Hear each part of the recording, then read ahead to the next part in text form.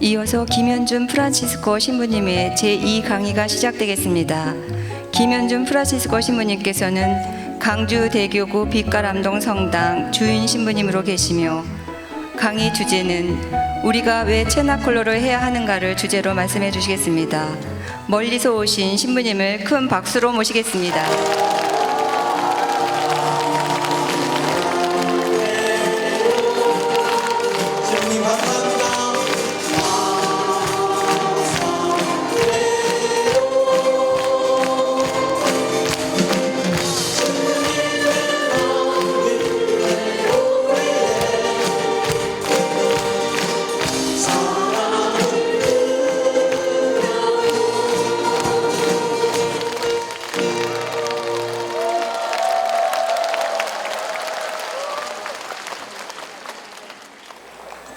반갑습니다.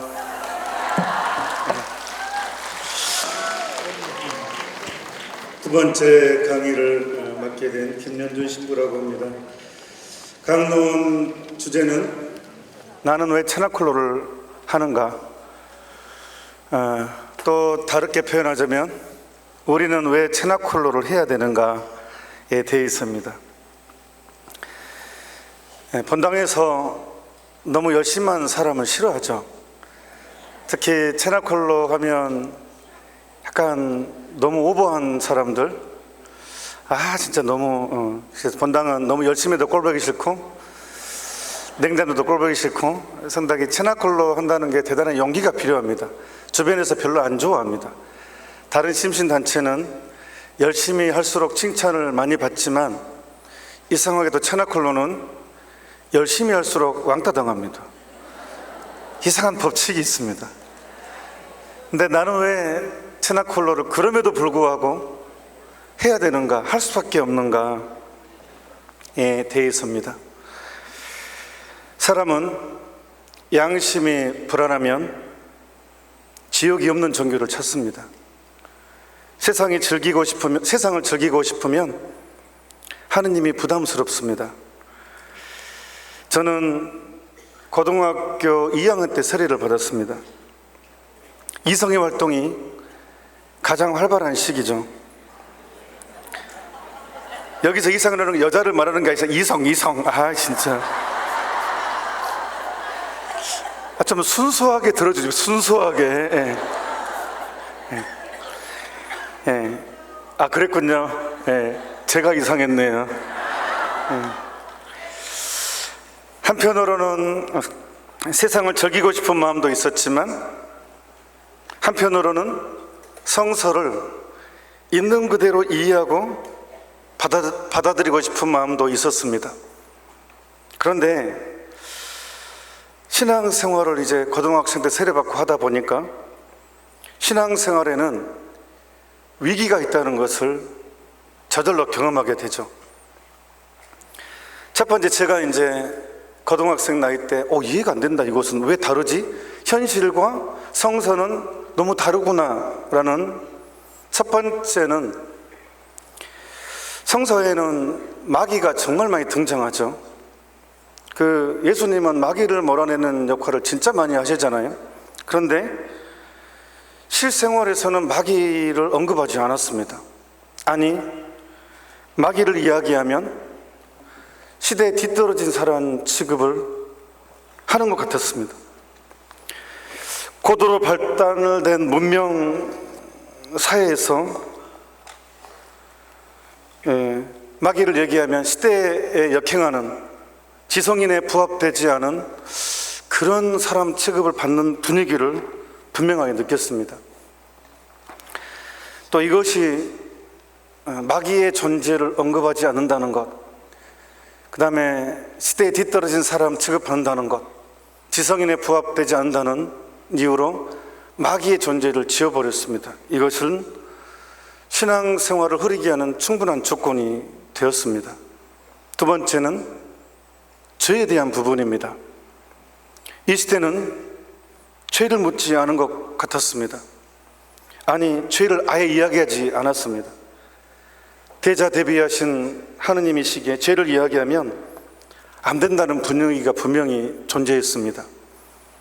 사실 무차별 관용주의는 윤리적 타락의 시작이지만 자비만 강조하는 그런 사람들이 주변의 전부인 것 같았습니다.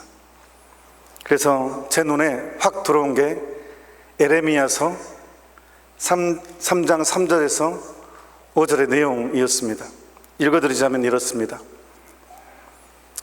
이마가 뻔뻔스러운 창녀처럼 너는 부끄러운 줄도 모르고 지금도 나를 아비라고 부르기도 하고 젊은 날의 애인이라고 부르기도 하며 아무렴 끝없이 화를 내시지는 않을 거야.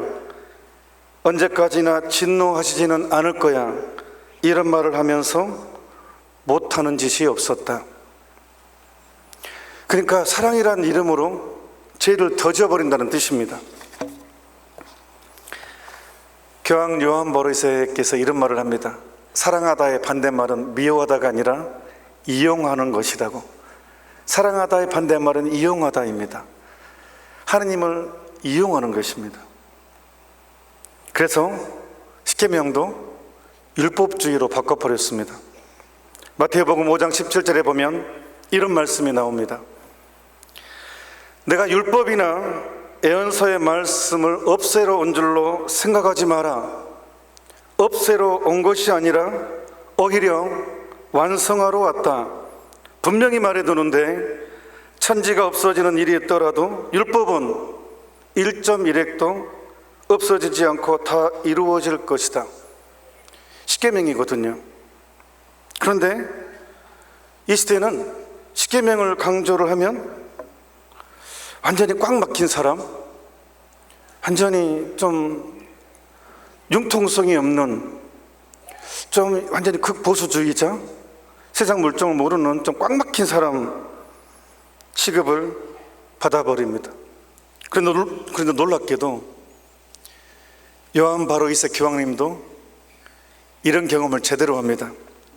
교황님이 되고 나서 이분이 고향이 폴란드잖아요. 폴란드를 방문했습니다. 당신의 책, 교황님 책 희망의 문턱을 넘어서라는 책에 나옵니다. 교황님의 고백입니다. 저는 최근 폴란드를 방문하면서 강론 주제로 십계명과 사랑의 계명을 선택했습니다. 폴란드에 계몽된 사람들은 당황했습니다. 그러한 사람들에게는 세상이 죄로 가득 차 있음을 인식시키려고 애쓰는 교황인 제가 마치 불쾌한 기피물처럼 되고 말았습니다. 세상이 죄로 가득 차 있음을 인식하는 것은 세상이 구원될 수 있다는 조건을 창출하는 것입니다. 물려받은 죄를 포함하여 우리 자신의 죄를 인식하는 일은 구원의 첫째 조건입니다. 그러니까 교황님은 죄에 대한 인식이 구원의 첫째 조건이라고 제시합니다. 두 번째 조건은 하느님 앞에 그 죄를 고백하는 것입니다. 그러니까 죄에 대한 감각은 하느님에 대한 감각입니다. 그리고 그 죄를 고백하는 것이 구원입니다. 구원이라는 것은 죄사함의 구원입니다. 그러니까 교황님도 사람들한테 십계명과 죄를 이야기하니까 교황님도 부정당합니다. 아니 교황님이 죄 가지고 왜 저렇게 하느님을 속 좁은 사랑으로 표현하는가. 교황님도 이런 취급을 받았다면 우리야 오죽하겠습니까? 대중은 죄를 더 이상 이야기하지 않습니다. 세상을 즐기고 싶기 때문입니다. 이런 문화가 신앙을 잃게 만드는 충분한 조건이 되었습니다. 세 번째는 지옥이 사라졌습니다. 오늘 파티마 성모님 이야기했죠. 세 번째 발현에서 새 어린이집인데 그 어린 아이들한테 신랄하게 지옥 모습을 보여줍니다. 충격이었겠죠. 애들도 막 자다가도 일어나고도 공포에 떨고, 아니 왜 애들한테까지 그렇게 하셨을까? 왜 애들한테? 애들은 왜곡을 안 시키니까. 근데 지금은 더 이상 지옥 얘기를 하지 않습니다. 앞전에 방금 제가 죄를 말하면 하느님이 사랑인데 왜 그런 얘기를 위해서 속 좁은 사랑으로 표현하냐, 이런 문화 때문에 사랑의 하느님의 지옥이 어울리지 않는다, 그리고 지옥을 얘기하지 않습니다. 아니, 더 확실하게 지옥을 애매하게 규정해버립니다. 지옥은 하느님을 잃어버린 상태이지 장소의 개념이 아니다, 공간이 아니다. 그럼 어떻게 됩니까? 자, 우리는 하느님을 잃어버린 상태가 얼마나 혹독한지를 잘 모릅니다. 왜? 연금 나오고 월급 나오고 보험 들었어요. 믿음이 약한 상태에서는 하느님을 잃어버린 것이 얼마나 혹독한지, 이 세상의 모든 고통을 다 합해도 하느님을 잃어버린 상실감보다 크지 않습니다. 근데 우리는 그 감각이 별로 없어요. 왜? 믿음이 약한 상태이기 때문에. 또 우리는 오감을 통해서 사물의 존재를 인지하거든요. 시각, 청각, 미각, 촉각, 후각, 이런 걸 통해서 사물의 존재를 인지하죠. 근데 그냥 하느님을 잃어버린 상태이고 장소가 아니다 그래버리는 순간 심리적으로 지옥은 없는 것으로 생각이 듭니다, 실제로. 그런데 그래서 그렇게 빼버립니다. 지옥은 하느님을 잃어버린 상태이지 공간의 개념, 장소의 개념이 아니다. 그게 사실인가? 그게 옳은 건가? 아니에요. 당연히 아니죠. 가톨릭 교육 교리서를 보셨나요? 분명히 공간, 장소의 개념이 나옵니다. 아니, 가톨릭 대사전에 찾아보시면 지옥은 하느님을 잃어버린 상태이며 장소라고 분명히 제시합니다. 아니, 그럴 필요도 없습니다. 성서를 읽어보면, 복음서를 읽어보면 예수님께서 얼마나 지옥 얘기를 많이 하십니까? 지옥불에 떨어질 것이다.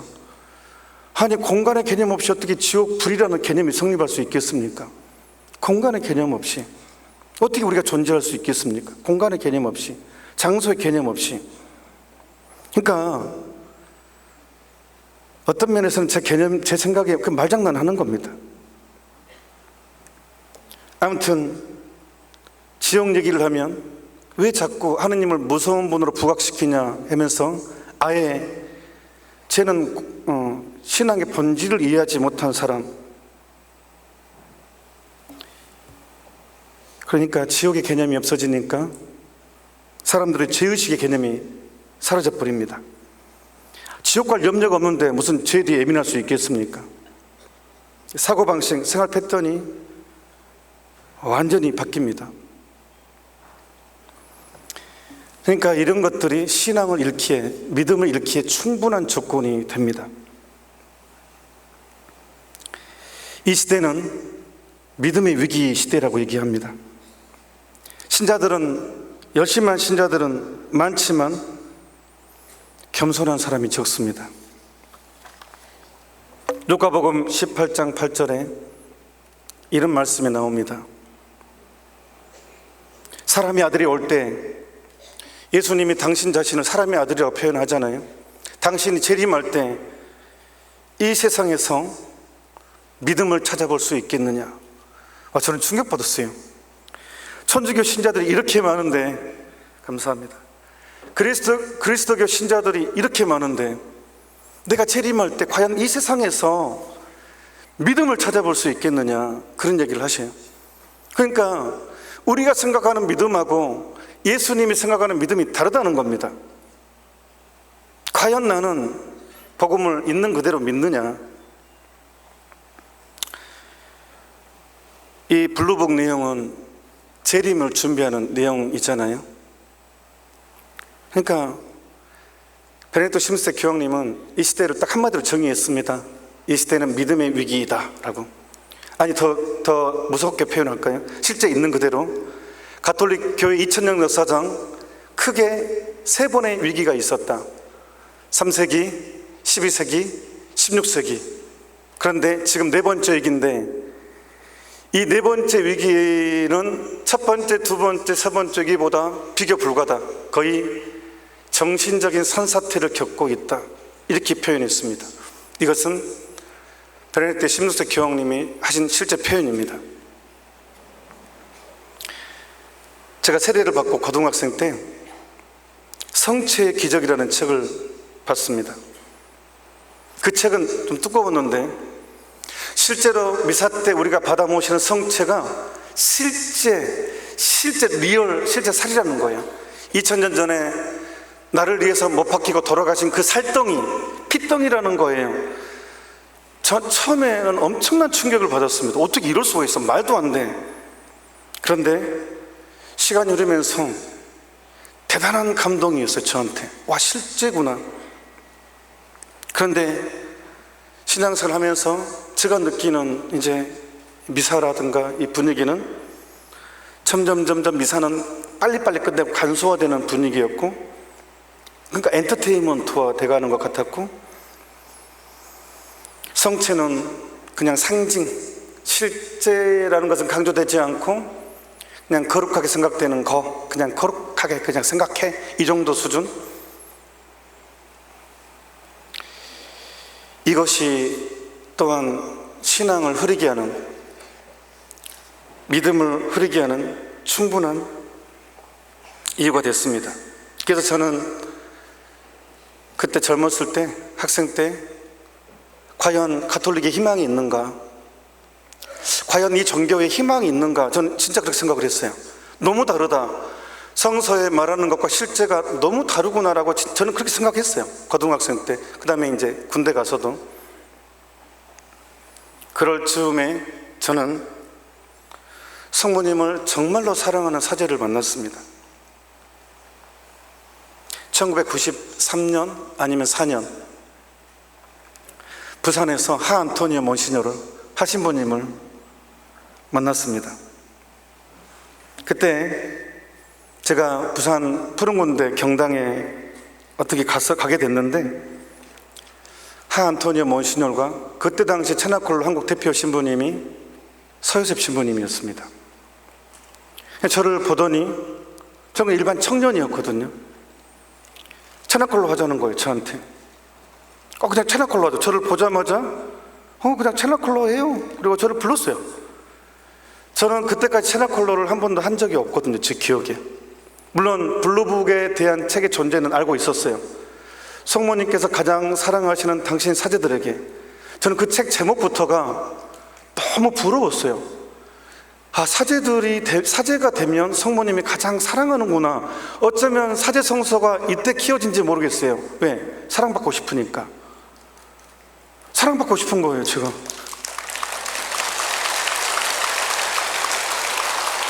그래서 성모님이 가장 사랑받는 사람은 사제구나. 책 제목이 정말 제 눈에 확 띄기는 했어요. 그래서 어렴풋이 성모님을 가장 많이 사랑받으려면 사제가 돼야 되는구나 라는 게 딱 들어왔던 것 같아요. 그래서 이제 어떻게 청년 시절을 보냈는데, 어쩌면 그래서 제가 푸른군대의 경당에 하안토니오 몬시뇨를 만나러 간지 모르겠습니다. 근데 그때 저한테 제일 먼저 하자고 했던 것은 셀기도가 아니었고, 셀기도 중요합니다. 저 지금도 합니다. 본당이 있고 체나콜로였어요. 그래서 이것은 셀이 중요하다, 체나콜로 그 우열을 그 내용 아닙니다. 예. 근데 제가 그때 하안토니오 몬시뇨가 서엽 신부님과 제가 이제 서희서 경당에서 했는데, 그때 느끼는 이 성모님의 현존, 그리고 그 전까지는 되게 부정적이었단 말이에요, 가톨릭에. 과연 희망이 있는가라고는 생각했었는데, 이 블루북 메시지를 읽으면서 성모님이 정말 자상하게 하나하나 설명해 주는 게 그냥 제 머릿속에 팍팍 박혔어요. 그 체나콜로 이후에 블루북 메시지를 읽는데 너무 그냥 제가 궁금했던 것들이 다 해결되는 거예요.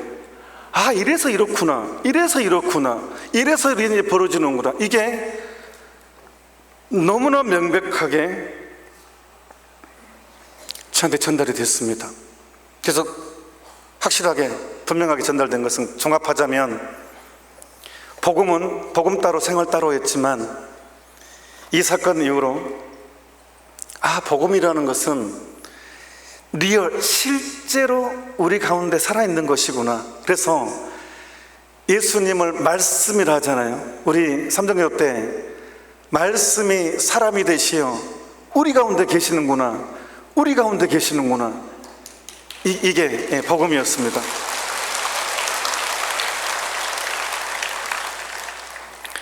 사실 요즘 같은 세상에 천주교 신자로 산다는 게 힘듭니다.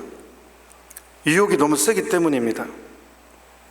앞서 말했지만 양심이 불안하면 지옥이 없는 종교를 찾습니다. 세상의 즐거움이 크면 하느님이 부담스럽습니다.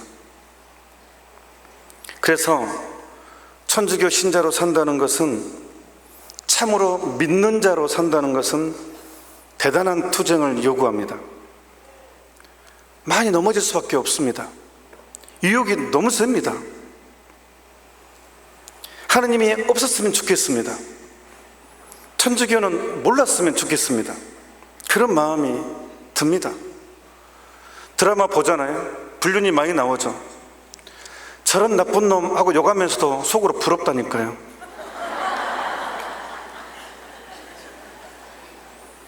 그런데 블루북은요, 성모님께서 가장 사랑하는 당신 사제들에게, 이 책은요, 그럼에도 불구하고 우리로 하여금 투쟁하게 만들어줍니다. 사람은 알잖아요. 죄를 지을 때는 좋지만 양심의 불안함, 짜증이 많이 납니다. 분명히 잘못했다는 걸 압니다. 양심이 있으니까. 그런데 알면서도 벗어나기 힘들어요. 그래서 성모님이 이 책을 통해서 투쟁하라고 용기를 주고 위로해 주시는 것입니다.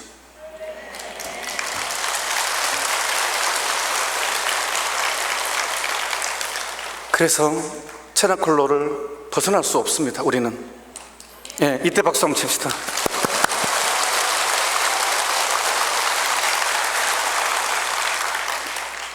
이 책 265번에 보면 체나콜로의 목적이 나옵니다. 265번입니다. 체나콜로의 목적이 뭐냐?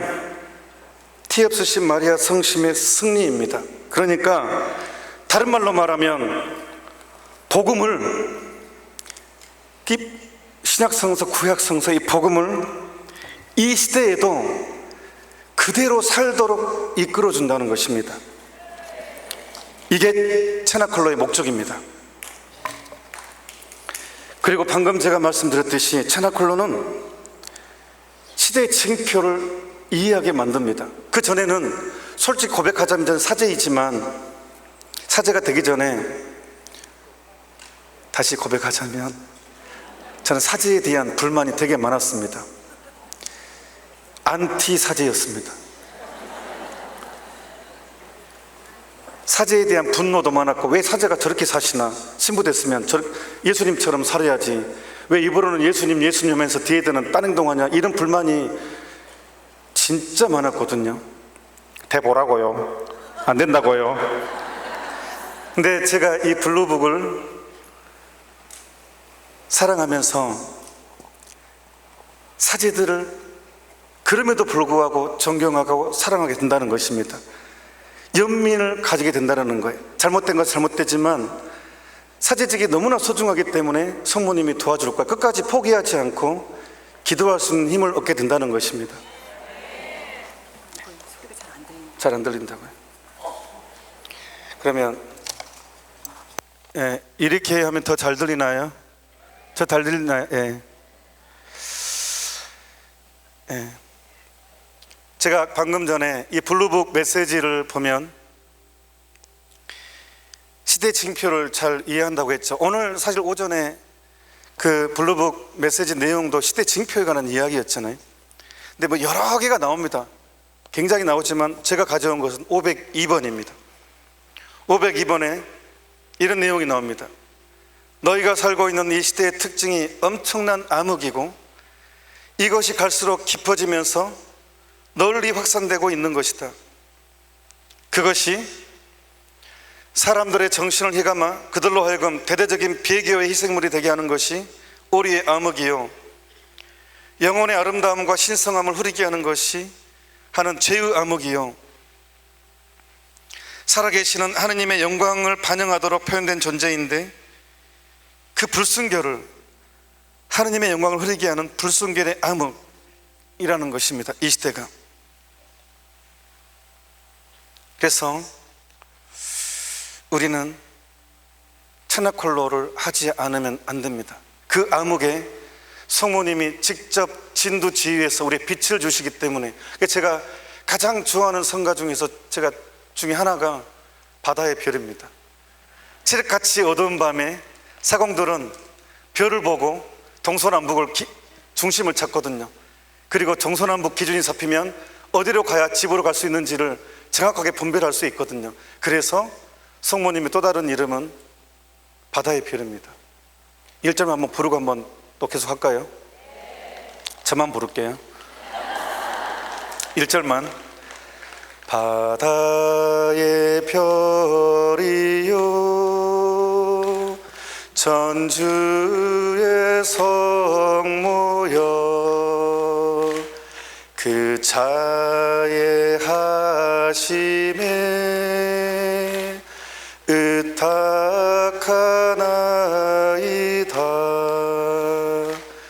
영생 얻는 길을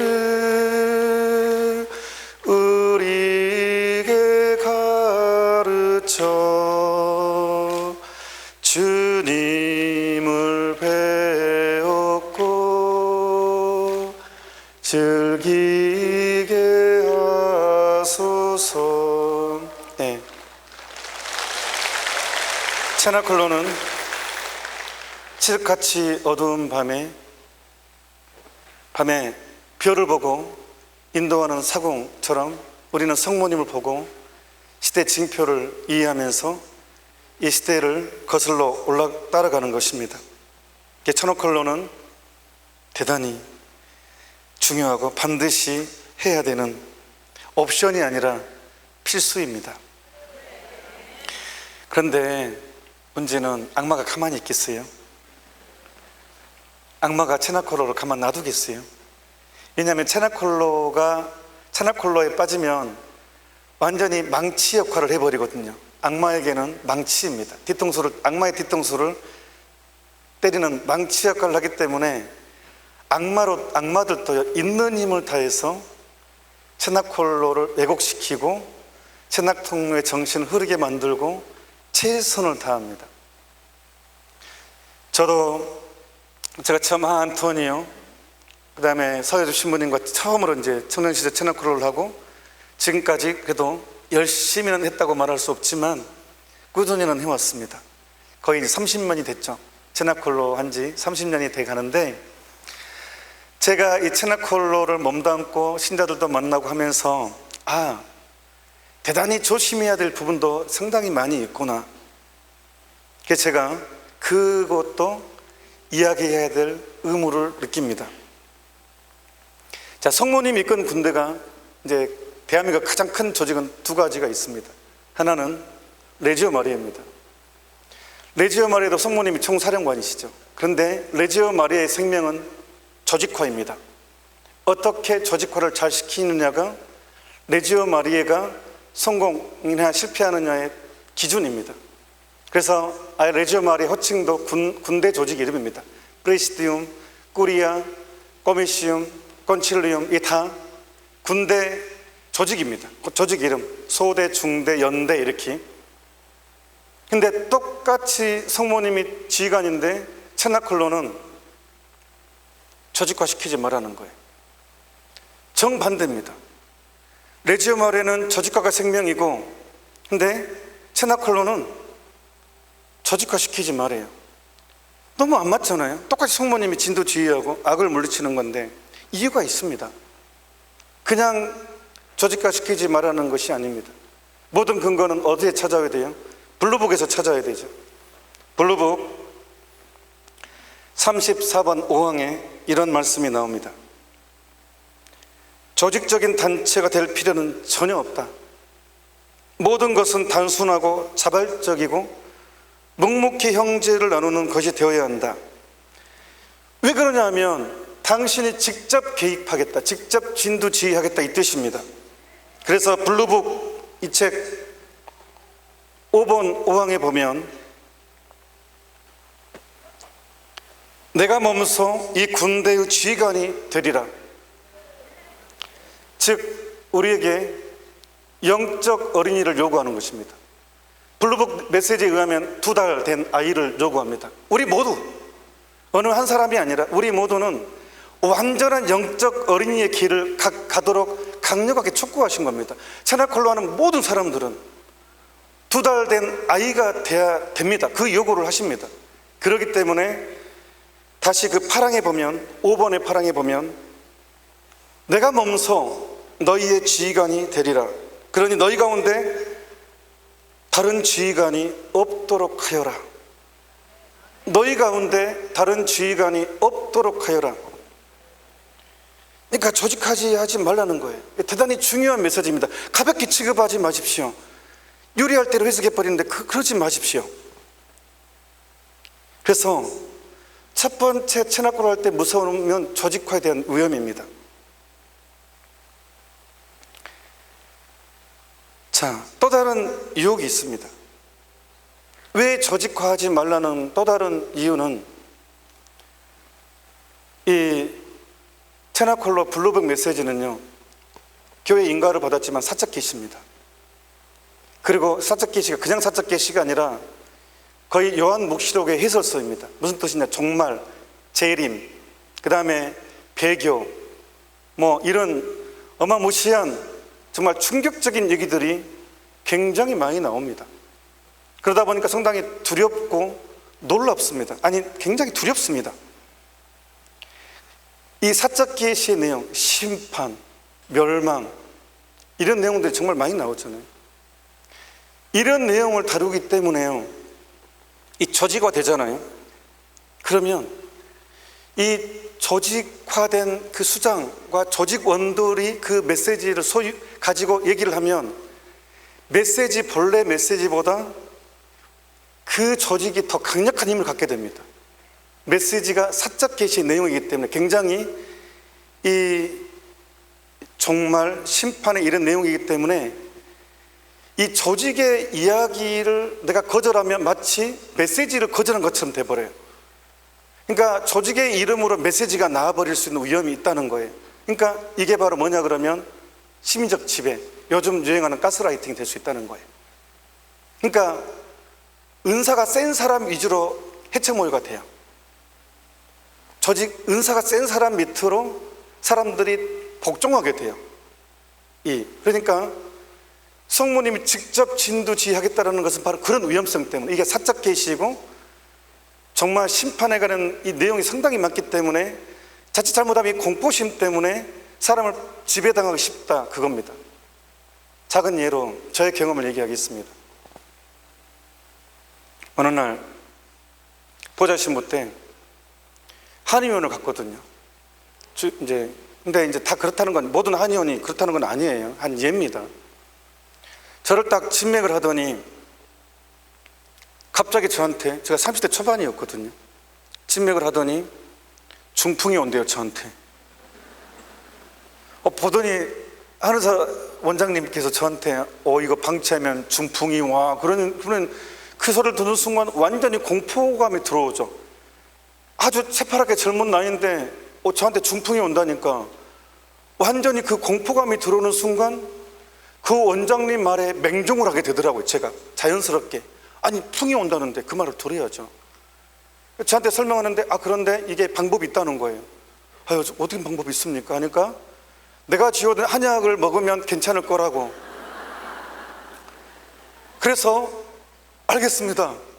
딱 그 안심도 되면서 너무 고마우면서, 그러니까 그때 당신이 지어준 한약을 먹으면 된다 하니까 또 30대 초반이니까 또 잘 좀 잘 믿잖아요. 가격이 아무리 비싸도 사게 돼요. 중품만 안 걸릴 수 있다면. 사람이요, 공포가 들어오면 약간 이성이 좀 마비가 돼요. 약간 감성에 따라서 사람이 객관적인 판단 능력을 잃습니다. 그러니까 조직화가 강하게 되면 이런 현상이 생길 수 있다는 거예요. 그래서 조직화시키지 말하는 것입니다. 사람에 매일 수가 있습니다. 메시지에 매이는 것이 아니라. 또 하나, 우리가 천하걸로 할 때 조심해야 되는 것은, 오늘 오전에 이미 이한택 주교님께서 아주 중요한 것을 지적해 주셨습니다. 바로 묵주기도에 관한 것입니다.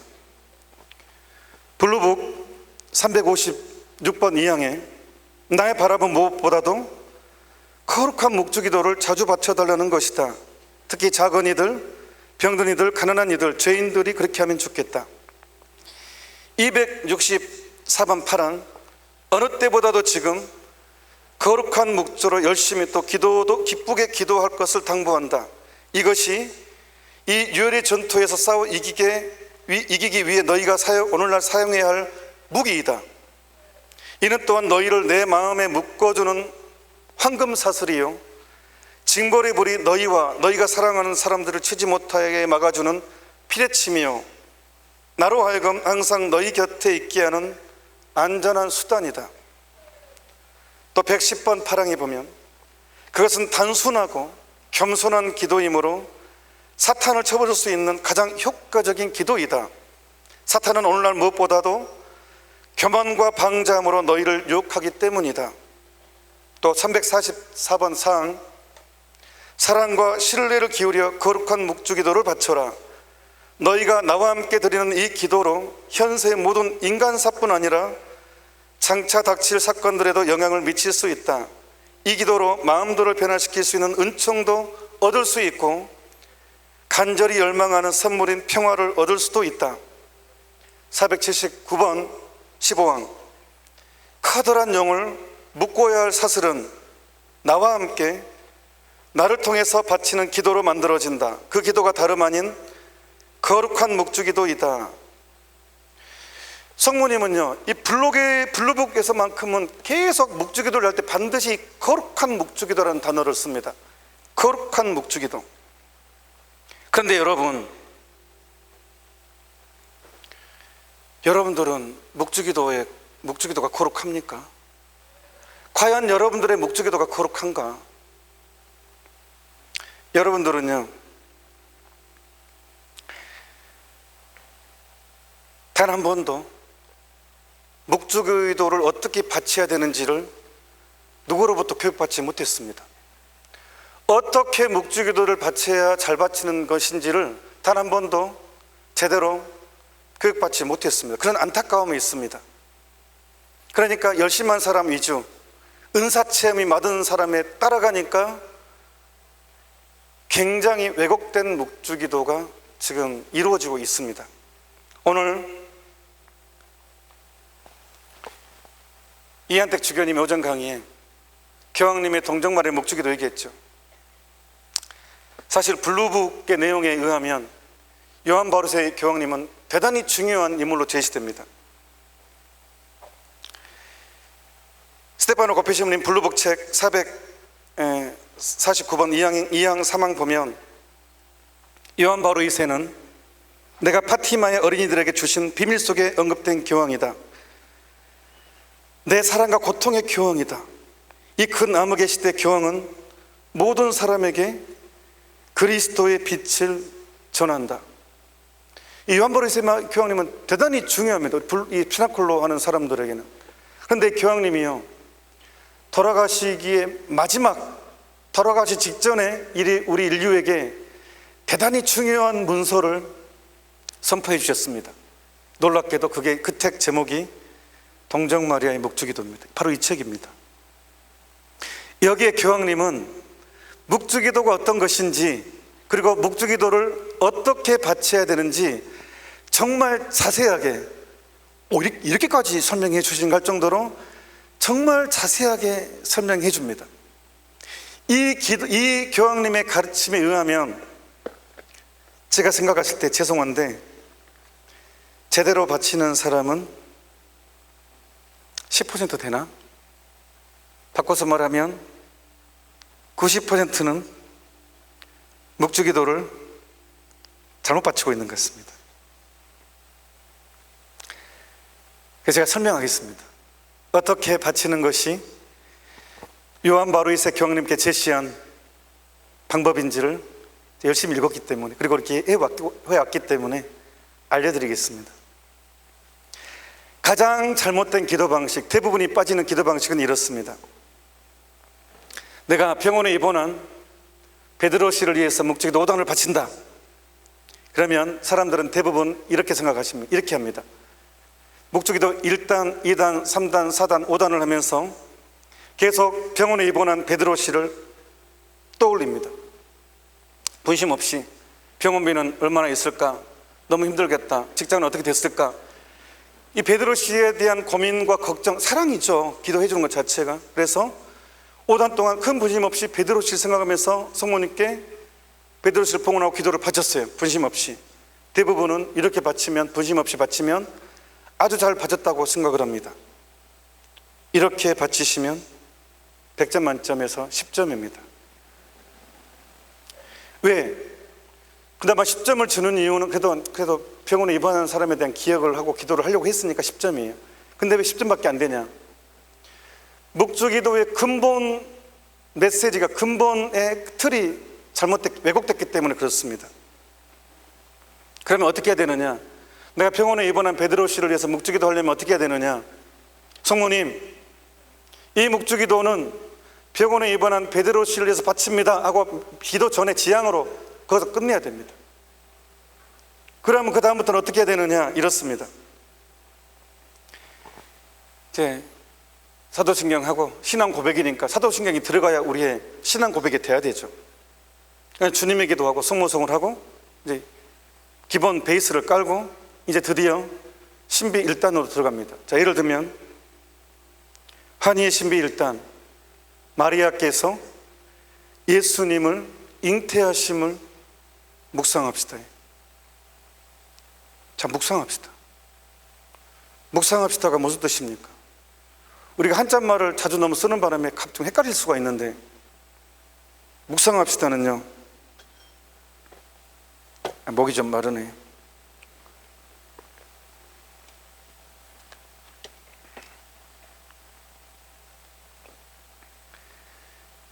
뒤에는 잘 안 들린다고 마이크를 가까이 대겠습니다. 안 들리면 앞으로 나오시면 되죠. 죄송합니다. 웃자고. 자, 묵상합시다는요, 생각합시다잖아요. 한이의 신비 제1단, 마리아께서 예수님을 잉태하심을 생각합시다예요. 이게 핵심입니다. 기도라는 것은요, 하느님과 나의 우정의 대화입니다. 생각을 해야지 공감할 수 있거든요.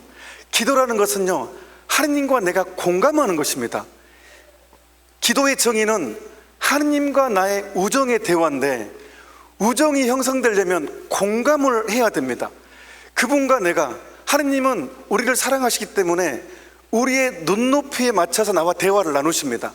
상하로 이렇게 되는 것이 아니라 친구기 때문에, 친구로 다가오시기 때문에 내 눈높이에 맞춰서 다가옵니다. 그래서 우정의 대화입니다.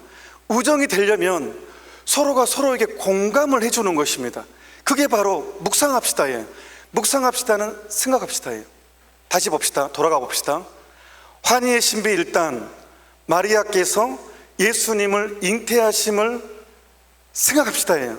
그러면 자, 우리는 여러분 성당에서 활동하면서 상처 안 받고 활동할 수 있어요? 불가능해요. 성당에서 열심히 할수록 열심히 상처받습니다. 그 상처가 본당 신부님한테 오잖아요. 엄청 아파요. 그리고 오래 가요. 사제한테 오는 상처 정말 기고 큽니다. 개종의 유혹도 옵니다. 수녀님한테 와도 그렇습니다. 본당 사모회장님한테 와도, 가장 친한 레저 단장한테 와도 냉담의 위기가 오고 개종의 위기가 온다니까요. 내 마음 갈 곳을 잃어버리는 순간이 반드시 옵니다. 피할 수 없습니다. 감당이 안 되는 순간이 온다니까요. 상처 안 받고 여러분 봉사활동 있나요? 그래서요, 열심히 하던 분이요, 상처 안 받으려고 아예 봉사활동 안 해요. 성당만 그냥 다닙니다. 상처받기 싫어서 봉사활동 안 합니다. 내가 왜 고생하고 욕만 먹어? 근데 피할 수 없거든요. 감당하기 힘든 순간이 올 때 우리가 해결할 수 있는 방법은 이것밖에 없습니다. 주님의 종이오니 그대로 제게 이루어지소서. 노예의 정신으로 내려갈 때 그 상처가 은총이 됩니다. 지울 수 없는 상처마저도 하느님 앞에서 은총이 된다고 그 이혜인 수녀님 글에 그 글이 있습니다. 시가 있습니다. 그러니까 디딤돌이 됩니다. 그 너무 컸던 그 아픔, 잠 못 이루면서 흘렸던 눈물이 은총으로 바뀌는 순간이 뭐냐? 주님의 종이오니 그대로 제게 이루어지소서입니다. 그게 묵주기도입니다. 한이의 신비 제1단, 마리아께서 예수님을 잉태하심을 묵상합시다. 성모님이 감당한다는 순간이잖아요. 약혼을 안 했으면 괜찮아요. 약혼을 해버렸어요. 그런데 임신을 한대요. 요셉 씨한테 어떻게 설명할 거예요? 어떻게 설명이 가능하냐고요. 다른 사람한테 줄 상처보다 요셉 씨한테 줄 상처가 감당이 안 됐을 거예요, 성모님은. 그런데 그 감당이 안 된 순간이 왔을 때 하느님을 찾습니다. 주님의 종입니다. 그대로 제게 이루어지기를 바랍니다. 그것으로 하느님을 잉태했습니다. 은총의 정점, 마귀들이 노린 그 자리를 성모님이 차지했습니다. 하느님의 엄마가 됐으니까. 그게 테오토코스죠. 천주의 성모 마리아님, 하느님의 어머니 마리아님, 이 뜻이죠. 그러니까 우리도 그렇습니다. 한이의 신비 제1단, 마리아께서 예수님을 잉태하심을 묵상합시다 할 때, 그 묵주기도 할 때 성모님과 함께 공감하면서 내가 버림받은 상처, 이해받지 못한 상처, 외로움의 상처, 무너짐의 상처를 성모님과 함께 녹아내는 것입니다. 성모님 안에서 승화시키는 것입니다. 이래서 묵주기도가 강력한 힘이 있는 것이고 성모님과 함께 하기 때문에 위대한 것이고 그렇습니다. 제가 청년 내지어 올 때 서울 교구에서도 오셨죠. 제가 청년대 서울교구였어요. 제가 서울교구.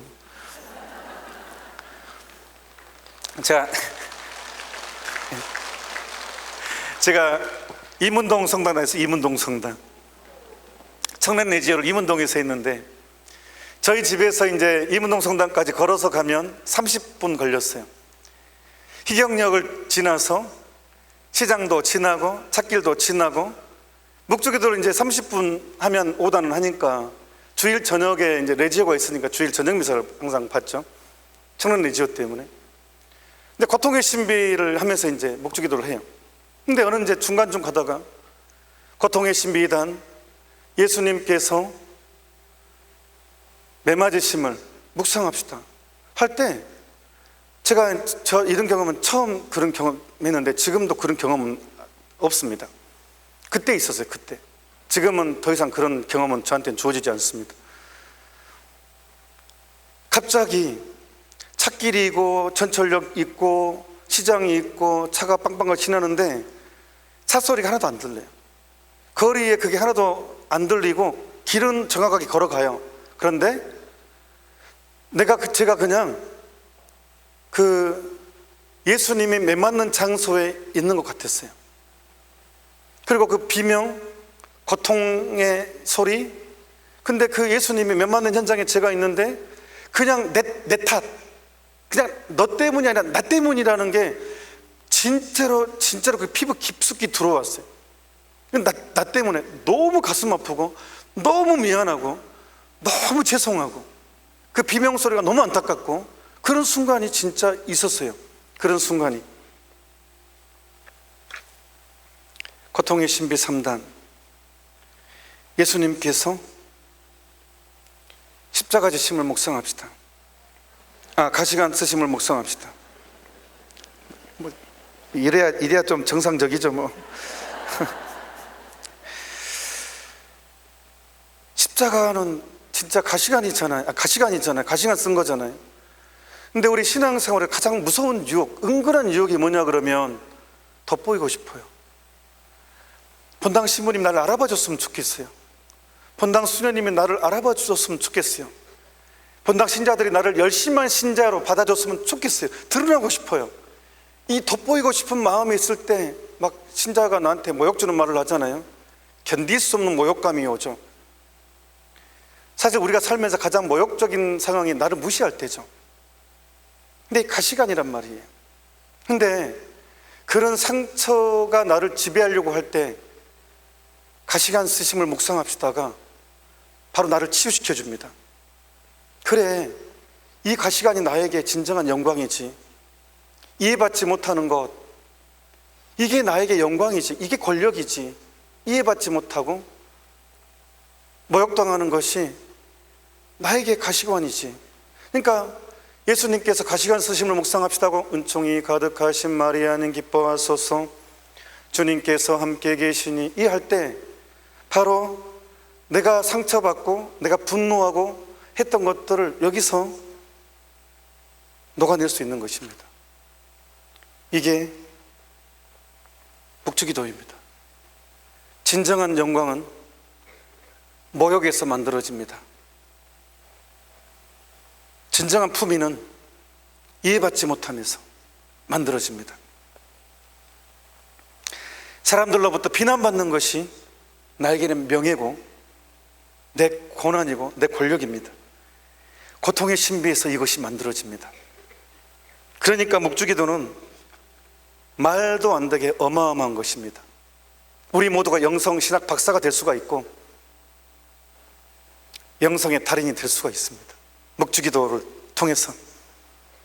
그래서 묵주기도는 거룩하게 해야 됩니다. 안타까운 것은 교황님께서는 사람들이 묵주기도를 너무 빨리 하고 너무 성의 없이 해서 설명을 해요. 근데 이유가 있어요. 왜 묵주기도 빨리 됐을까? 저도 생각해 봤거든요. 왜 묵주기도가 빨리 됐을까? 여러 가지 이유가 있겠지만 일단 레지오 마리아를 보통 하잖아요. 근데 레지오 마리아, 저도 청년 레지오를 했고 신학생 때도 저 레지오 했어요. 신학교에서. 근데 레지오 마리아 하다 보면 이런 유혹이 있어요. 은근한 유혹이. 저만 있는지도 모르겠지만 이제 세례받은 사람이 이제 레지오 가입하잖아요. 근데 불이 붙어서 한 묵주기도를 한 50단 해오네. 그러면 이제 나는 한 10단밖에 안 해갔는데 자존심이 팍 상해요. 그래서 처음에는 그냥 50단을 하는데 나는 그냥 그래도 나름 열심히 한 사람으로 인정받는데 10단 하기가 좀 민망해요. 다음 주에 갈 때는 또 10단밖에 못해서 분명히 저 새신자는 50단을 해갔을 건데 자존심이 상해서 이제 성당 가면서 15분 안에 한 20단을 하는 내공이 발휘돼요. 한 20단을 해요. 그리고 이제 보고를 그렇게 하죠. 그러다 보니까 이 보고용으로 굉장히 빨리 하는 문화가 형성이 돼요. 빨리 하는. 그리고 심지어는 보고를 하는데 이제 이번에 5단도 못했어. 그러니까 이제 하나도 못했다는 말을 못 하겠어요. 왜? 나름 열심한 신자인데 내가. 그래서 이제 보고할 때 성모님 죄송해요. 제가 일단 20단을 보고하고 꼭 채워 넣을게요. 그리고 이제 보고는 했는데 이게 또 안 돼요. 그러다 보니까 다음 주에 할 때 거의 20분에 40단을 해버리는 내공을 발휘합니다. 그래서 아마 묵주 신공이라는 단어가 여기서 생긴 것이 아닌가. 아마 그래서 점점점 빨리 거룩한 묵주기도 안 돼요. 거룩한 묵주기도가 안 돼요. 교황님 이 동정마리아 묵주기도의 12항에 교황님 직접 이렇게 말씀하십니다. 성모님의 체험에서 시작된 묵주기도는 더없이 훌륭한 관상기도입니다. 관상이래요. 관상은 그 안에 머무르는 것입니다. 이러한 관상의 차원이 없으면 묵주기도는 그 의미를 잃어버립니다. 관상이 없는 묵주기도는 영혼이 없는 육신과 같아져 기도문만 반복하는 위험을 초래하게 됩니다. 그러니까요, 이 생각이 없는, 관성이 없는 목적이든 송장이래 의미가 없다는 거예요. 그리고 교황님이 마태복음 6장 7절을 이용하십니다. 너희는 기도할 때 이방인들처럼 빈말을 되풀이하지 마라. 그들은 말을 많이 해야만 하느님께서 들어주신 줄 안다. 그러니까 이거예요.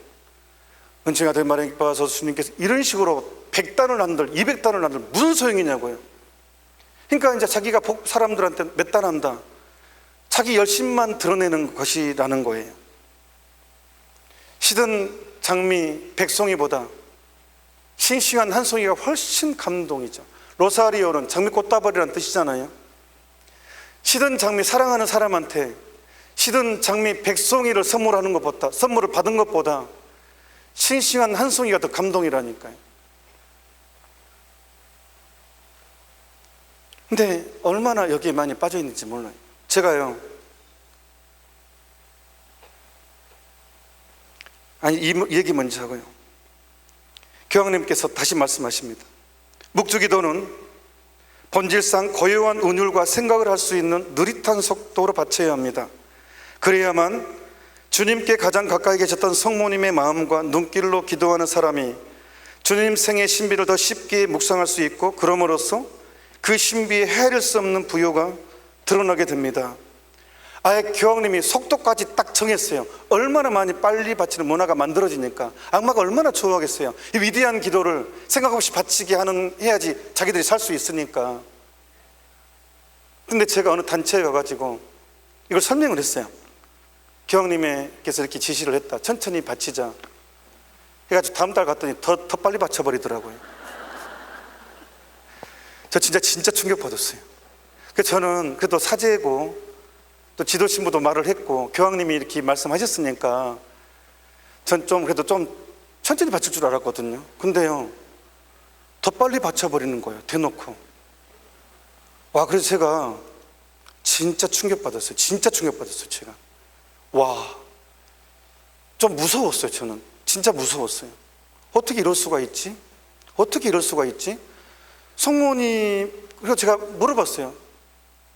왜 이러냐. 그래야 분심이 없대요. 묵주기도의 목적이 분심이 없이 하는 게 아니에요. 분심이 없는 게 목적이 아니고 우정의 대화예요. 사랑하는 사람한테 엄청 말을 빨리 하는 게 그게 우정이 아니거든요. 분심이 없이 하는 게 기도의 목적이 아닙니다. 기도의 목적은 하느님과 나의 공감입니다. 공감이 돼야지 우정이 형성되거든요. 그래서 관상의 차원이 없으면, 생각의 차원이 없으면 송장이 된다니까요. 시체 송장이라니까요, 묵주기도는. 근데 지금은 대부분이 그냥 은총이 같은 마리아 기뻐하소서 주님께서 함께 계신 이렇게 바쳐요. 여기도 조금 그나마 괜찮은 편이에요. 의정부는 그나마 괜찮은 것 같아요. 근데 전 좀 숨차기는 해요, 솔직히. 조금만 늦어졌으면 진짜 좋겠다. 여기서 그래도 좋긴 한데, 고맙기는 한데 이 정도만 바쳐도 좀 고맙더라고요. 근데 조금만 더 천천히 바치면 좋겠다, 이게 제 인생 생각이. 교황님, 그래서 저는 은총이 가득하신 마리아님 기뻐하소서. 주님께서 함께 계시니 여인 중에 복되시며 태중의 아들 예수님 또한 복되시나이다. 전주에 고요한 운율이 있다고 그랬어요. 되게 리듬을 타게 돼요. 되게 맛있어요, 묵주기도가. 운율을 타면 더.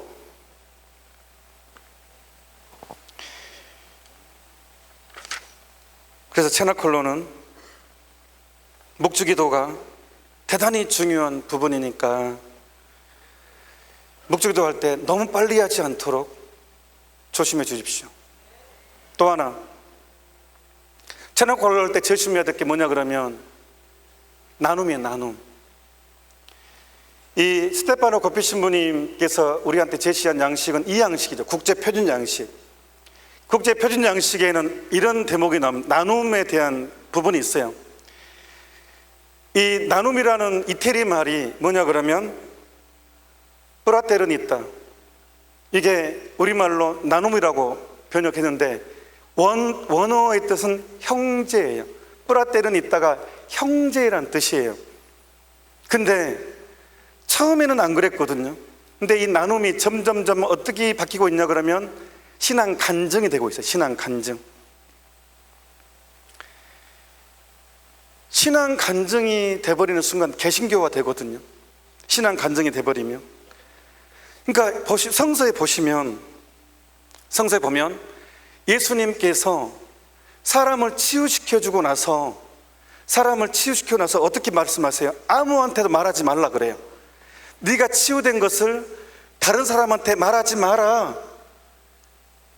예의 없이 이 법칙이었어요. 예수님은 사람을 치유시켜주고 나서 아무한테도 말하지 말고 다만 사제에게 가서 말해라. 네가 치유됐다는 것을 말해라라고 얘기를 하죠. 맞죠? 그러니까 이 나눔이라는 형제 뿌라떼는 있다라는 것은, 이 나눔이라는 것은 내가 받은 은사를 막 나누라는 게 아니에요. 나는 이런 은사를 받아서 이게 아니라 형제의, 이제 우리가 지금 어떻게 살고 있고 우리 본당은 체나콜로가 몇 명 하고 있고 이렇게 하고 있어라는, 그게 사실 형제입니다. 어떻게? 근데 이게 은사 나눔이 간증이 돼버리는 바람에 왜 예수님께서 침묵하라고 하겠어요? 은사를 막 얘기해버리잖아요. 그럼 마귀가 뺏어갑니다. 마귀의 분노와 질투가 더 커지거든요.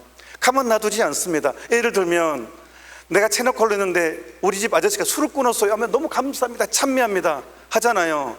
3개월 후에 술을 다시 먹습니다.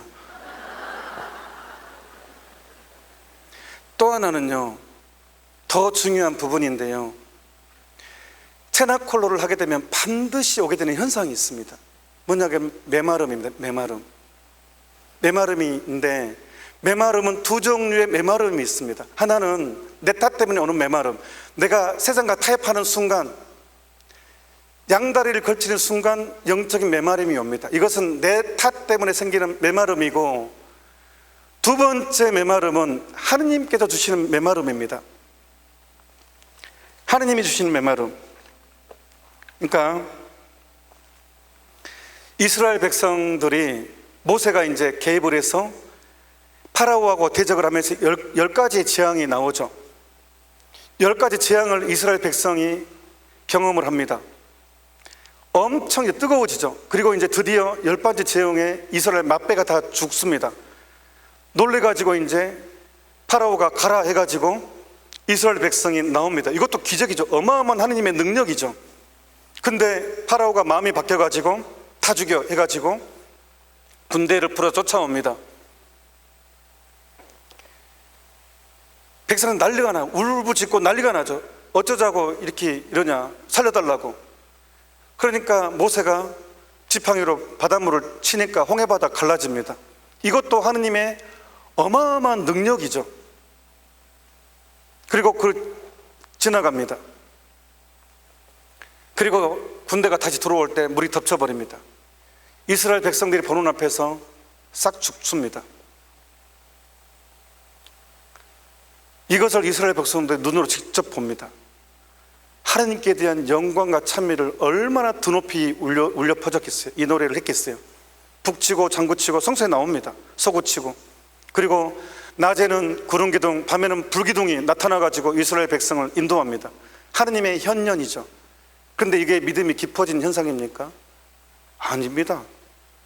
이것을 경험했다고 믿음이 깊어진 게 절대 아닙니다. 그리고 무슨 일이 벌어져요? 이스라엘이 백성들이 하느님을 체험했다고 믿음이 깊어졌느냐? 아니라니까요. 조금만 광야에 데려가니까 조금만 물이 떨어지고 식량 떨어지니까 모세한테 바로 대듭니다. 어쩌자고 우리를 데려왔느냐? 모세를 죽이려고 합니다. 믿음이 있는 사람은 그렇게 행동 안 하죠. 그러니까 은사하고 믿음은 다른 겁니다. 내가 하느님을 체험한 것과 믿음은 다른 것입니다. 자, 여러분, 이게 안경입니다. 믿습니까? 하지 않아요. 왜? 안경이니까. 여러분, 이건 마이크입니다. 여러분, 믿습니까? 하지 않아요. 마이크니까. 믿습니까? 라는 단어를 쓰려면 보지 못하고 느끼지 못해야 돼요. 왜 하느님께서 이스라엘 백성을 40년간 광야에 사막으로 뺑뺑이 돌립니까? 풀도 없고 물도 없는 곳에 계속 돌립니까? 왜? 메마른 곳에. 그게 메마름이거든요. 왜? 딱 한 가지 이유입니다. 믿음을 키우기 위해서입니다. 믿음이 성장하려면 보지 못하고 느끼지 못해야지만이 믿음이라는 단어를 쓸 수입니다. 우리가 하느님과 대화, 우정의 대화죠. 하느님 눈에 안 보여요. 근데 어떻게 대화를 해요? 믿음 때문에 대화가 가능한 거예요. 여기 성체 예수님이 실제 현존하고 믿기 때문에 대화가 가능한 거예요. 믿음이야말로 하느님과 나의 우정의 대화를 할 수 있는 결정적인 것이죠. 그래서 은사와 믿음은 다른 것입니다. 그런데 체나콜로 하면 나눔할 때 자꾸 은사만 강조하면 개신교처럼 돼가지고 모든 사람이 은사자에게 쏠리게 되고 마치 그것이 은총의 본질인 것처럼 왜곡하게 돼요. 체나콜을 하게 되면 메마름이 와야 되거든요. 메마름을 통해 진정한 성모님의 자식으로 시련이 와도 견딜 수 있는 튼튼한 믿음의 사람은 거듭나게 되거든요. 그래서 성모님께서는 때가 되면 메마름을 주시거든요. 근데 자꾸 은사 위주로 가버리는 순간 믿음이 성장하지 않을 뿐더러 은사자한테 쏠리게 돼요. 기적을 많이 본 사람, 뭐를 체험한 사람이 목소리가 크게 되고 그 사람이 있을수록 재편성이 돼요. 이래서 오류가 나오는 거예요. 이래서 은사하고 믿음은 완전히 다른 것입니다. 성서를 보겠습니다. 마태오복음 7장 21절에서 23절의 내용입니다. 나더러 주님 주님 하고 부른다고 하늘나라에 들어가는 것은 아니다. 하늘에 계신 내 아버지의 뜻을 실천하는 사람이라야 들어간다. 그날에는 많은 사람이 나를 보고 주님 주님 우리가 주님의 이름으로 애언을 하고 주님의 이름으로 마귀를 쫓아내고 또 주님의 이름으로 많은 기적을 행하지 않았습니까? 하고 말할 것이다. 그러나 그때 나는 분명히 그들에게 악한 일을 일삼는 자들아 나에게서 물러가라. 나는 너희를 도무지 알지 못한다. 저는 고등학생 때 이 부분을 읽고 정말 충격에 빠졌습니다. 주님의 이름으로 마귀를 쫓아내고 많은 마귀를 쫓아내고 주님의 이름으로 많은 사람을 치유해진 은사받은 사람이 구원받지 못하는 대목이죠. 아니 말이 돼요? 충격적이지 않아요? 은사를 엄청나게 많이 받은 사람이 구원받지 못하는 대목이 마태복음 7장 21절에서 23절의 내용이라고요.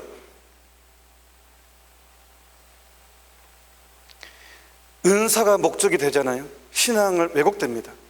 나눔할 때 자꾸 내가 이거를 해서 무슨 은혜가 받았고 무슨 은혜가 받았고 이거는 체나콜로의 목적을 근본적으로 왜곡시킬 수 있어요. 단 몇 차 정도 할 수는 있어요.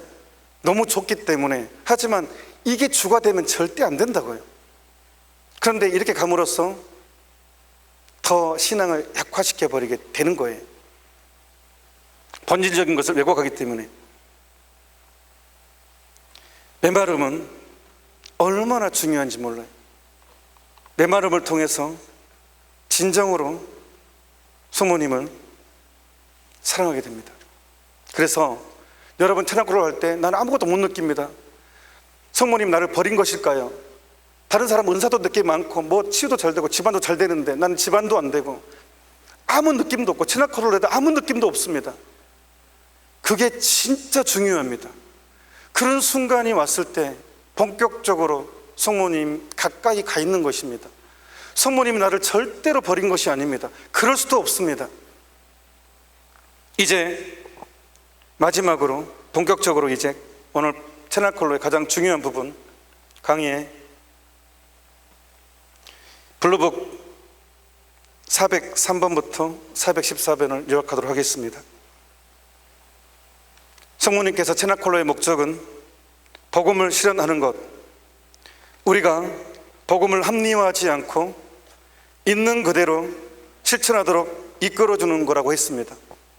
그래서 사탄은 우리가 십계명을 지키지 못하도록 매스미디어를 통해서 10개의 뿔을 제시합니다. 그러니까 블루북은 요한묵시록의 해설판이라 그랬잖아요. 그러니까 10개의 뿔, 악마의 10개의 뿔이 나오죠. 이게 대체 10개의 뿔이 뭘까? 근데 명쾌하게 성모님은 이 책 403번에서 414번을 통해서 속 시원하게 딱 정리를 해주십니다. 10개의 뿔이 뭔가? 10개의 뿔이라는 것은 매스미디어를 통해서 프리메이슨이죠. 프리메이슨도 정확히 좀 이따 설명하겠지만 정리를 해주십니다. 매스미디어를 통해 10개의 뿔을 제시합니다. 403번부터. 그리고 403번에 큰 독수리가 나옵니다. 요한복음에도 큰 독수리가 등장합니다.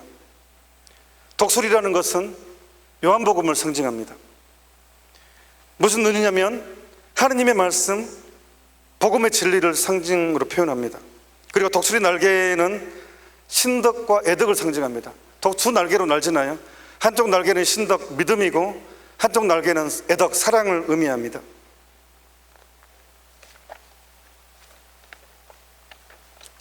그래서 악마도 여기에 대항해서 10개의 뿔을 등장합니다.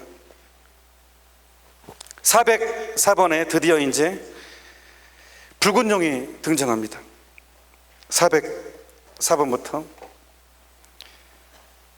요한복수록에는 성서에는 그냥 붉은 용만 나오는데 블루북에는 붉은 용이 뭐다라고 성문이 말씀합니다. 바로 붉은 용은 마르크스주의, 공산주의가 붉은 용이다라고 제시를 합니다. 공산주의는 하느님을 배제한 채 하느님을 배제한 문명을 만들어냅니다. 그래서 물질주의, 이기주의, 쾌락주의와 냉혹한 문명을 이루는데 성공했다고 이 블루북에 나옵니다. 그리고 붉은색인 이유, 붉은 용에서 용이 붉은색인 이유는 수많은 정복의 도구로 피와 전쟁을 사용했기 때문이다. 그래서 붉은 용과 태양을 입은 여인이 대치된다라고 나옵니다. 다시 말씀드립니다. 이제 405번에 10개의 뿔이 본격적으로 등장합니다. 10개의 뿔은 이 대중매체를 통해서 전달된다. 자, 십계명을 대비합니다. 악마가 하느님이 십계명을 제시하니까 악마도 10개의 뿔을 제시한다 그랬어요. 봅시다. 제1계명, 나 외에 다른 신을 섬기지 말라죠. 그러니까 하느님은 내 삶의 찻자리라는 거예요. 그 삶의 찻자리에 자식이나 돈이나 취미생활이 있어서는 안 된다는 거예요. 하느님은 내 삶의 찻자리여야 돼요. 이게 1계명이죠. 이것이 나 외에 다른 신을 섬기지 말라는 것입니다. 근데 첫 번째 뿔은 우상하게 절하게 만듭니다. 그게 뭡니까? 아이돌입니다. 아이돌, 많이 들어봤죠? 아이돌. 아이돌이 라틴어 이돌룸 우상숭배라는 뜻입니다. 이돌룸이라는 우상숭배가 영어로 아이돌이 된 것입니다. 그러니까 한 분이신 하느님에게서 내 삶의 기쁨을 추구하는 것이 아니라 아이돌에게서, 세상적인 것에서 내 삶의 보람과 기쁨을 찾게, 매스미디어를 통해서 한 분이신 하느님을 흠숭하라, 나 외에 다른 신을 섬기지 말라는 것을 아이돌 문화를 통해서 전파한다는 것입니다. 두 번째 계명은 하느님의 이름을 함부로 부르지 마라. 이것은 뭐냐 그러면 거룩한 것을 거룩하게 지켜내라 이 뜻입니다. 근데 이것은 매스미디어를 통해서 프리메이슨은 그리스도 이름을 상품화시키고 비하하고 그리스도의 생애에 대한 독성적인 영화를 만들어서 독성적인 그 뮤직비디오를 만들고 전파를 하게 만들죠. 이게 이제 두 번째 뿔입니다. 그리스도교에 대한 독성적인 내용을 만들어 전파하는 것, 외설적인 어떤 사제가 수녀니 키스하는 장면을 포스터로 만든다던가, 이게 바로 두 번째 뿔에 해당되는 것입니다. 세 번째는 주의를 거룩히 지나라고 하죠. 세 번째 계명이. 근데 매스미디어를 통해서 주일은 스포츠, 오락 하는 날로 매스미디어가 확실하게 잡았습니다. 가수가 노래하고 이렇게 토요일 저녁이면 항상 음악 프로에서 선정적인 옷을 입고 춤추고 하는 사람들은 거기에 빠져들게, 오락하는 날로, 스포츠하는 날로 그런 문화를 만들죠. 네 번째는 부모를 공경하라죠. 부모 위치를 존중해라 이죠. 여기에는 가족에 대한 이 일치도 들어갔지만 지금은 굉장히 많은 싸움, 왜냐하면 여기는 이제 인권, 가사 분담, 뭐 억울함 이런 것들, 뭐 세상의 문화를 가정에 침투시켜서 불화를 만들어서 부모를 공경하지 못하도록, 서로한테 배려하지 못하도록 만들었죠. 그 다음에 가족이 무너지는, 부모를 공경하지 못한 가장 결정적인 것 중에 하나가 이제 동성애 문화가 들어오죠.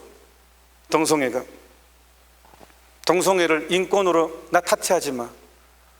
아까 주교님께서 포괄차별금지법 핵심이 뭔 줄 압니까? 포괄적 차별금지는요, 다른 거 다 아니에요. 무슨 장애인 차별하지 말자, 이주민 차별하지 말자, 그거 아니에요. 남성 여성 차별하지 말자, 그런 뜻 아니에요. 성의 문란을 추구하는 거예요. 내 성적 취향은 누구도 건드릴 수 없어. 즉 내가 스타킹을 좋아하고 홍보를 하든, 차량을 보고 홍보를 하든, 어린이를 보고 홍보를 하든, 내 성적 취향에 대해서는 아무도 건드리지 마, 내가 알아서 할 거야. 이게 포괄적 차별금지법의 핵심입니다. 성의 문란입니다. 사실 완전히 하느님에 대한 모독이 다 들어가 있습니다. 근데 내용을 몰라요. 사람들이 그냥 차별금지, 그러니까 차별금지하면 안 되지, 남녀 차별하면 안 되지, 조정해야지, 이렇게 얘기하고 있는 게 지금의 현실입니다. 이게 바로 네 번째 뿔, 사탄이 네 번째 뿔에서 메시미디어를 통해 성공한 것입니다. 다섯 번째는 살인하지 말라죠. 낙태가 인권으로 둔갑했습니다. 저 작년에 충격적인 것을 경험했습니다. 어떤 대선 후보가, 저는 특정 정당 지지하지 않습니다. 전혀 그런 차원 아닙니다. 낙태를 건강보험에 적용시키겠다고 공약사항을 내놨습니다. 낙태를 건강보험에 적용시키겠대요. 그러면요, 사람이 구원받으려면요, 낙태를 해도 주님 제가 죄를 지었습니다라는 죄에 대한 고백을 할 수 있으면 구원의 가능성이 있거든요. 죄에 대한 인식이 구원의 첫 번째 조건이고 고백이 두 번째 조건이라고 그랬어요. 교황님께서. 이게 대단히 중요해요. 내가 죄책감을 느낄 줄 안다. 죄의식이 있다는 것은 내가 아직 살아있다는 뜻입니다. 그런데 이 죄의식을 없애버리는 것, 이게 사이코패스고 소시오패스죠. 죄에 대한 감각이 없어져 버리는 것. 그러면 낙태를 건강보험에 적용시키잖아요. 그럼 뭐예요? 낙태는 권리가 됩니다. 내 권리, 보험 적용이기 때문에. 그게 공약사항에 올라왔어요. 근데 사람들은 내가 좋아하는 정치인이면 그냥 괜찮아, 문제를 제시하지 않아요. 내가 좋아하니까. 저는 역시 소름 끼쳤습니다. 그냥 그거를 처리하고 나서 조화를 하든가 해야죠. 정식으로 우린 천주교 신자니까. 그런데 버젓이 낙태를 건강보험에 적용시키겠다고 나왔어요. 그 공약사항에 나왔어요. 정치인에 의해서 낙태를 건강보험에 적용시키겠다고. 그럼 권리가 돼요. 낙태는 내 권리가 돼요. 죄책감이 없어져요. 그러면 우리는 제시를 해야 돼요.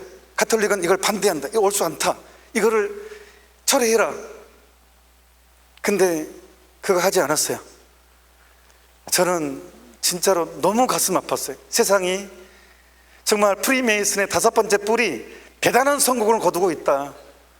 이 다섯 번째, 마귀가 10개 뿔 중에 다섯 번째 특히 성공을 거두고 있다. 사람의 생명은 종이 한 장 차이, 이제 거의 뭐 그렇게 너무 가볍게 취급되고 있다. 그런 것입니다. 여섯 번째 뿔, 여섯 번째는 십계명은 간음하지 말라죠. 작년에 저는 감사하게도 어떤 은인의 도움으로 전혀 갈 예정이 없었지만 제가 국제 체나콜로 사제 피정을 가게 됐습니다. 이 자리에 들어서 저를 도와주신 분, 저는 진짜 생각도 안 하고 있었는데 일주일 앞두고 10일 앞두고 비행기표를 구해가지고 가라고 비행기표를 끊어버렸어요. 그래가지고 그냥 가게 됐어요.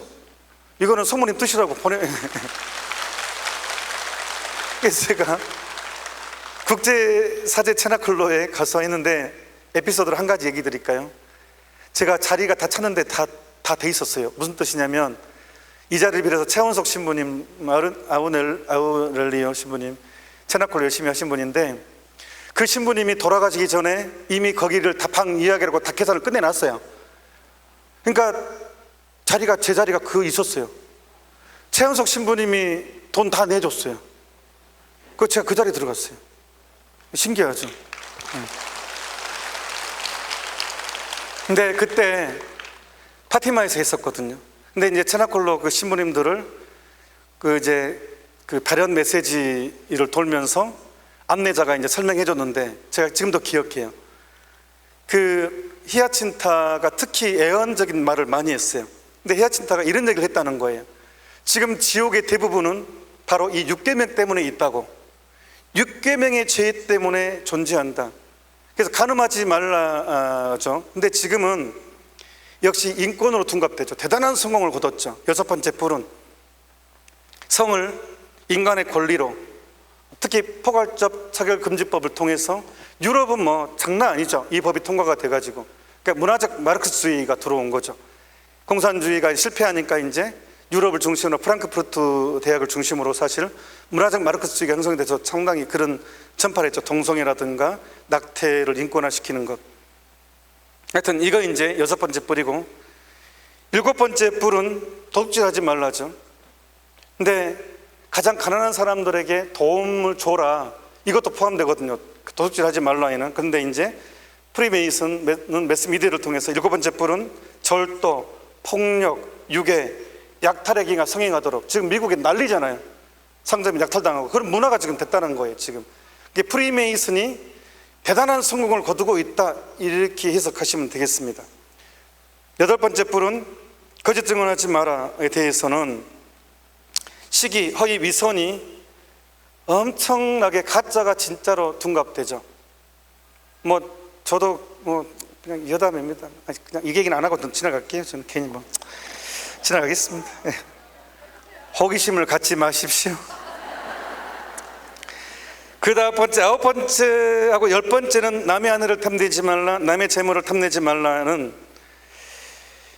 인간 정신과 마음을 속여 양심 밑바닥까지 타락시키는 것. 그러니까 이 사이코패스, 게다가 대개하고 소시오패스가 많이 나오게 하는 것. 양심의 마비.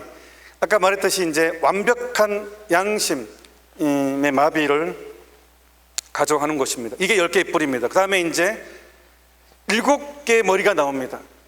이 7개의 머리가 나오는데 405번에 보면, 블루북 405번에 보면 7개의 머리가 나오는데, 건세와 왕권과 왕관을 상징하고 공산주의 이데올로기의 힘과 정치적 군사적 세력으로 지배하는 나라들을 상징한다고. 그러니까 여기서 7개의 머리는 7개의 나라를 상징합니다.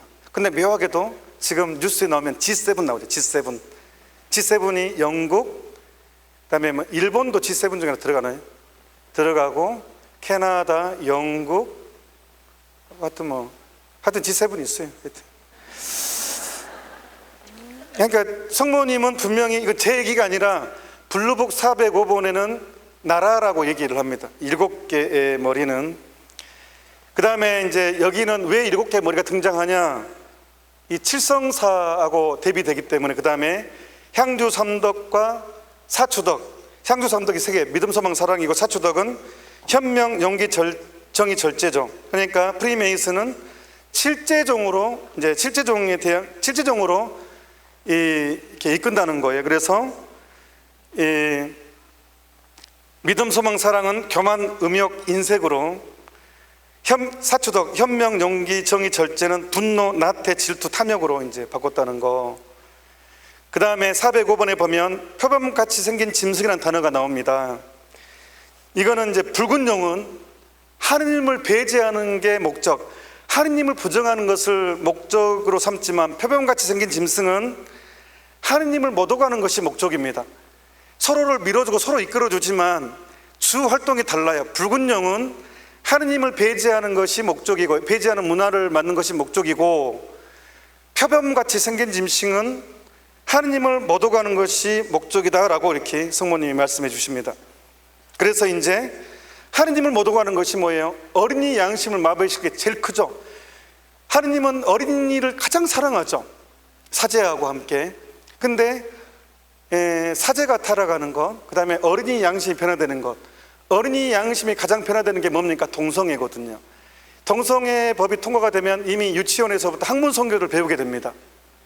완전히 가정 권리로 생각합니다. 이게 완전히 유치원 때부터, 이미 지금은 애들이 보는 동화책에, 어린이 동화책에 수간도 나옵니다. 수간. 말을 보고 흥분하는 그림책이 나와요. 지금 어린이가 보는 책에. 여러분 아마 멘붕에 빠질 겁니다. 제가 이미 가톨릭 성모 방송국을 통해서 차별금지법을 자세히 설명했습니다. 이 부분도 설명을 했습니다. 관심이 없어서 안 보는 것 뿐이에요, 사람들이. 근데 이미 이게 대단히 하느님을 자극하는 행동입니다. 그러니까 이게 이제 표범이 붉은 용과 도움이 서로 밀어주면서 이 하느님을 못 오고 하는 이 형태입니다. 그리고 이제 검은 미사, 성체를 못 오고 하는 것, 이게 이제 바로 포범의 역할입니다. 그 다음에 이제 두렵고 가슴 아픈 게도 어린 양 같이 생긴 짐승이 나옵니다. 교회의 프리메이슨, 교회 안에 들어온 검은 미사가 시작되게 되고, 그래서 성모님 직접 설명하십니다. 교회 내의 프리메이슨, 이제 어린 양 같이 생긴 짐승이라고 표현합니다, 성모님은. 그래서 406번 406번 구항에서 14항을 보게 나오면 교회 안에 프리메이슨의 전략이 나옵니다. 그래서 406번 19항에 엄청난 용기를 줍니다. 내가 너와 함께 있다. 그리고 충분히 이것을 극복할 수 있다는 메시지를 주십니다. 나는 너희를 용감한 신앙의 증인이 되게 하면서 진리이신 예수님께 대한 사랑으로 이끌고 큰 성덕으로 인도하면서 생명이신 예수님께로 데려간다. 오로지 복음 말씀 그대로를 실천하고 성모님이 지극히 사랑하는 당신 사제들에게, 그리고 여러분들에게 요청하는 것은 오로지 복음 말씀을 있는 그대로 실천하라고 강력하게 요구하십니다. 너희의 길이신 예수님께로 데려간다. 자, 21항부터 23항, 너희가 굳건하고 용감하게 온갖 오류에 대항하며 가톨릭 신앙의 모든 진리를 힘있게 선포하는 사람이 되게 하여 진리인 교회에 대한 사랑으로 이끈다. 충실하고 거룩한 사제가 되도록 도와주면서 나는 너희를 생명인 교회의 일꾼이 되게 한다. 화해의 성사, 성체 안에 현존하시는 예수님께 대한 사랑, 지극히 거룩한 성사를 향한 공공연한 흠씀과 보석의 시간을 자주 갖는 간섭을 회복하여라. 그리고 이제 정리하겠습니다. 마지막으로 이제 407번부터는 드디어 666에 대해서 나옵니다. 일단 666은 연도를 의미합니다. 666년을 의미합니다. 이제 마호멧, 이슬람의 등장을 설명하시고, 그 다음에 교회 프리메이슨의 짐승의 우상에 대한 설명을 하시고, 그 다음에 그 두 배인 1332년에 대해서 그 해에 있던 일들을 성모님이 설명하시고, 666의 세 배인 1998년에 대해서 말씀하십니다. 408번입니다. 그러니까 1998년이 무슨 일이 일어났는지 제가 찾아봤어요. 그런 여러분들이 찾아보시고, 인터넷에 많이 나오니까 여기에서 말하는 것은 좀 부적절할 것 같아서, 하지만 찾아보십시오. 그래서 408번 이렇게 말씀하십니다. 너희는 예수님의 증인이 되어야 한다. 되어 하느님의 계명을 지켜야 한다. 그러니까 10개의 뿔, 10개의 왕관을 대비해서 우리가 할 수 있는 무기는 뭐냐? 십계명입니다. 십계명을 살아내는 것, 이것이 하느님의 뜻입니다. 우리가 십계명을 살아내는 것, 성모님이 길에서 우리를 진두지하시는 것입니다. 십계명을 지키기가 정말 힘들죠. 요즘 같은 세상에, 이렇게 유혹이 세고 이렇게 재밌는 세상에 십계명을 지키며 산다는 것은 불가능하게 여겨집니다. 진짜 불가능하게 여겨집니다. 그래서 티 없이 성모 성심께 봉헌하라는 거예요. 그래서 성모님이 우리에게 필요하다는 겁니다. 그래서 티 없이 성모 성심께 대한 봉헌 행위는 첫 번째, 스카플라를 착용하는 것입니다. 갈색 스카플라를 착용하는 것입니다. 혹시 착용하고 계시는 분 손으로 뵙시오. 박수를 쳐드립니다. 감사합니다. 두 번째는 거룩한 묵주기도를 봉헌하는 것입니다. 아무 생각 없이 하는 빠른 묵주기도가 아니라 진짜로 거룩한 묵주기도를 바치는 것이 티 없으신 성모님께 나를 봉헌하는 것입니다. 그 다음에 세 번째, 첫 호의 성모신신 미사를 봉헌하는 것입니다. 첫 호의 성모신신 미사가 바로 내가 티 없으신 성모님께 대한 봉헌의 행위입니다. 성모님의 성심을 이루어드리는 성모님의 사람이라는 결정적인 증거의 행위입니다. 정리하겠습니다. 이 시대는 붉은 용이 엄청난 성공을 거두었습니다. 표범이 엄청난 성공을 거두었습니다. 종교다원주의 세상이 됐습니다. 우리가 지리산을 올라가려면 구례함사를 통해서 올라갈 수도 있고, 진주를 통해서 올라갈 수도 있고, 남원을 통해서 올라갈 수 있다. 정상에는 다 만난다. 각자 자기의 종교에 충실하면 다 만난다. 이런 종교다원주의가 지배하고 있는 세상입니다. 하지만 예수님께서는 나는 길이요 진리요 생명이다. 나를 통하지 않고서는 아무도 아버지께 갈 수 없다고 했습니다. 타종교를 무시하라는 뜻이 아닙니다. 타종교를 함부로 하라는 뜻이 아닙니다. 타종교를 존중하면서도 내가 믿는 신앙에 대해서 자신감을 가져야 합니다. 구원은 예수 그리스도 외에 그 어디에서도 올 수가 없습니다. 여기까지 하겠습니다. 수고하셨습니다.